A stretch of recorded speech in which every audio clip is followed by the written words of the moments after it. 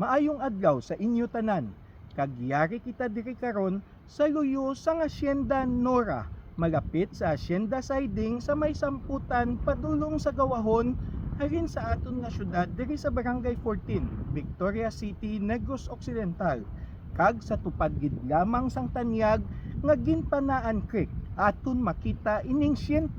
anyos nga taytay nga may date pa sadtong July 31, 1925 sa iya pag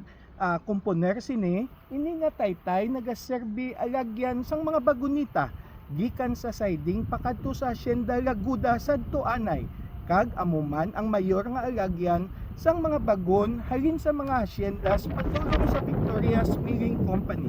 Hindi na po pagugid lamang nato nakita ang istorya diri mismo sa Barangay 14 kag nagapatimaan ini sang isa ka sugar heritage para sa mga Victoriasanon kay ini isa ka tanyag kag isa ka importante nga istruktura nga nagaserbi alagyan sang mga tubo padulong sa Victoria's Milling Company sumugod pa sadtong July 31,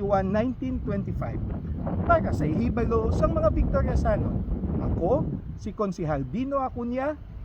ang paryente sang masa.